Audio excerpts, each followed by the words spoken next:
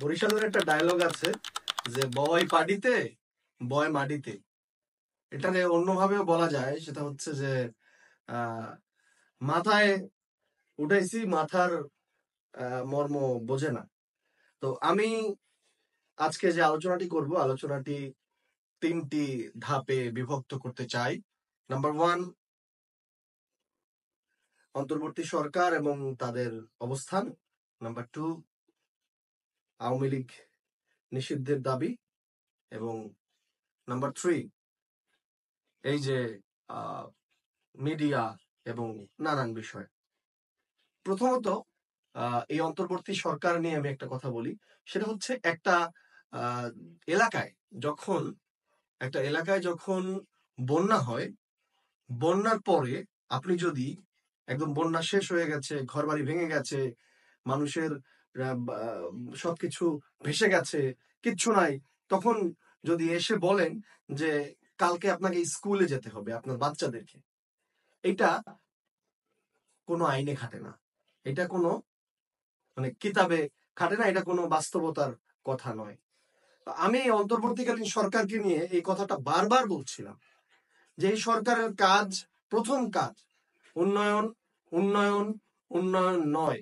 এই সরকারের কাজ ছিল শহীদদের পরিবারকে যথাযথ মর্যাদা এবং তাদেরকে আর্থিক সহযোগিতা এবং সকল সহযোগিতা প্রদান করা, নিরাপত্তা প্রদান করা, আহতদেরকে যথাযথ চিকিৎসা করা, উচ্চ চিকিৎসার জন্য প্রয়োজনে বিদেশে পাঠানো, এবং এই গণহত্যাকারী ফ্যাসিস্ট স্বৈরাচার আওয়ামী লীগকে বিচারের আওতায় আনা, চিরুনি অভিযান চালিয়ে গ্রেপ্তার করা।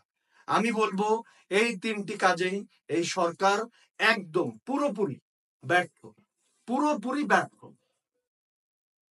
সরকার এই বিষয়গুলোকে পাশ কাটিয়ে সরকার ইনভেস্টমেন্ট সামিট, সেটা নিয়ে অনেক বড় বড় গান, সরকার রোহিঙ্গা প্রত্যাবর্তন, সেটা নিয়ে অনেক বড় বড় গান, এবং সেটা নিয়ে মিথ্যা প্রচারণা, এগুলো শুরু করলেন। সরকার স্টাইলিং নানান বিষয় শুরু করেন। হ্যাঁ, এগুলো আমাদের দরকার। আমি একটা যুদ্ধ বিধ্বস্ত দেশের সরকার, আমি একটা অভ্যুত্থানের পরবর্তী সরকার, সেই জায়গায় আমার যে পরিমাণে আগ্রাসী হওয়া উচিত ছিল সেই গণহত্যাকারী দলের প্রতি, যেই পরিমাণে ভূমিকা আমার আহত নিহতদের প্রতি দেখানো উচিত ছিল, সেটাতে সম্পূর্ণ ব্যর্থ হয়েছে এই সরকার। এবং দেখেছি সরকারের বিভিন্ন পর্যায়ে, সচিবালয়ে, প্রশাসনে, বিভিন্ন জায়গায় আওয়ামী লীগের বিভিন্ন সান্ডা পান্ডা নতুন করে নিয়োগও দেওয়া হয়েছে। এই সরকারের উপর কি ভরসা রাখা যায়? এই সরকার আহ কতটা এই অভ্যুত্থানকে ধারণ করতে পেরেছে, এটাই এখন সবচেয়ে বড় প্রশ্ন। এই সরকারের কাছ থেকে উন্নয়নের গল্প, সেই শেখ হাসিনার মতো 35 মিনিট বক্তব্য দিয়ে উন্নয়নের গল্প কে শুনতে চাইবে? এই সরকারের কাছে কি উন্নয়নের গল্প শুনতে চেয়েছিলাম আমরা? উন্নয়ন তো দেখেছিলাম আমরা, রোজার মধ্যে অনেক ম্যাজিক দেখেছি, অনেক জিনিসপত্রের দাম কমেছে, আবার তো সেই জিনিসপত্রের দাম জায়গার জিনিস জায়গায় ফিরে গেছে। এখন দোষ হবে সিন্ডিকেটের, এখন দোষ হবে আসিফ নজরুলের, দোষ হয় বিএনপির। আর ভালো কিছু করলেই দোষ হয়, মানে ভালো কিছু করলেই আবার গুণ হয়ে যায় সেই ম্যাজিক ম্যানের। এটা তো সেই শেখ হাসিনার সিস্টেমের কালচার। ভালো কিছু করলেই শেখের বেটি এটা করেছে, শেখের বেটি ওটা করেছে, আর খারাপ কিছু হলেই আপাকে ভুল বোঝানো হয়েছে। আর এখন ভালো কিছু হলেই ম্যাজিক ম্যান, ম্যাজিক ম্যান, প্রফেসরের ম্যাজিক, আর খারাপ কিছু হলেই সিন্ডিকেট, আসিফ নজরুল, অথর্ব উপদেষ্টারা সব ভুল করেছে, বিএনপি খারাপ, নানান বিষয়। পরবর্তীতে বিষয়টায় আসবো, আওয়ামী লীগ নিষিদ্ধের দাবি। আওয়ামী লীগ নিষিদ্ধের দাবি একদম প্রথম থেকেই ন্যাশনাল সিটিজেন্স পার্টি, এনসিপি, জাতীয় নাগরিক পার্টি, তারা করে আসছে।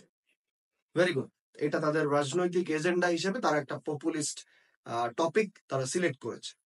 That's a very good point. আমি এটাকে স্বাগত জানাই। একটা দলের এটা রাজনৈতিক চমৎকার ন্যারেটিভ। আমি এটাকে কোনোভাবেই নেতিবাচক ভাবে দেখছি না।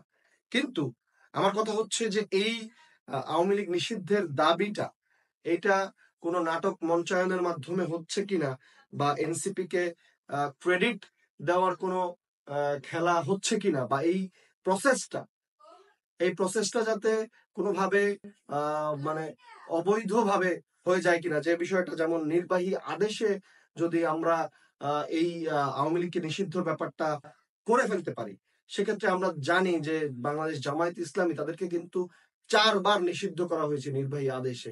ইভেন তারা যে 5ই আগস্টে সেনা প্রধানের সাথে বৈঠক করেছে সেটাও তারা নিষিদ্ধ অবস্থায় বৈঠক করেছে।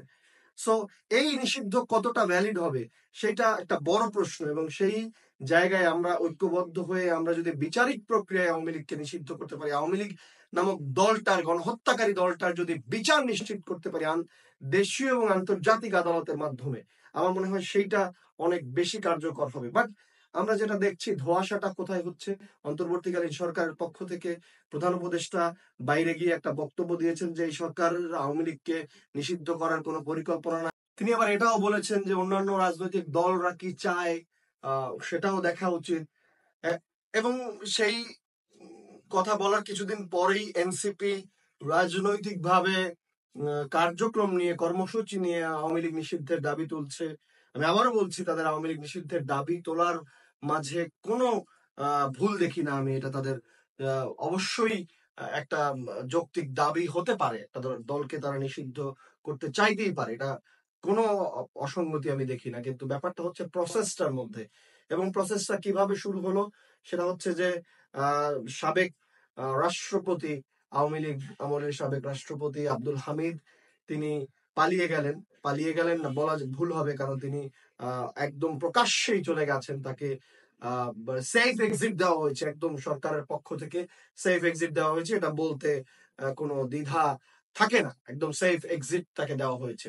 এবং সেই সেফ এক্সিট দেওয়ার পিছনে যিনি অনুমতি নিয়েছেন, আমরা দেখেছি একজন অনুসন্ধানী সাংবাদিক সেটা প্রকাশ করেছেন যে জামায়াত ইসলামের কিশোরগঞ্জ 3 আসনের একজন প্রার্থী কর্নেল অবসরপ্রাপ্ত জিহাদ খান, এই ব্যক্তি এই আব্দুল হামিদের শ্যালক, তিনি একদম সেফ এক্সিট এর ব্যাপারটা প্রফেসর ডক্টর মোহাম্মদ ইউনূসের সাথে ডিল করেছেন। একদম স্পষ্টত এই ঘটনাটি ঘটেছে, এবং সেই জায়গায় সেই ঘটনাটিকে পুঁজি করে, সেই ঘটনাটিকে ইনক্যাশ করে এনসিপি হঠাৎ করে গত রাতে হাসনাত আব্দুল্লাহ গিয়ে যমুনার সামনে অবস্থান নিলেন, এবং সেটার পরে আস্তে আস্তে মানুষ বাড়তে শুরু করলো। আজকে তারা সমাবেশ করছে, সেখানে জামায়াত ইসলামের লোকজনদের দেখা যাচ্ছে।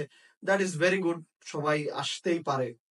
কিন্তু কথা হচ্ছে যে যমুনার আশেপাশে সভা সমাবেশ নিষিদ্ধ করা হলো। এর আগেও বেশ কয়েকটা গ্রুপ যমুনায় বিভিন্ন দাবি দাওয়া নিয়ে যাওয়ার চেষ্টা করেছিল, তাদেরকে প্রতিহত করা হয়েছে, তাদেরকে যেতে দেওয়া হয়নি।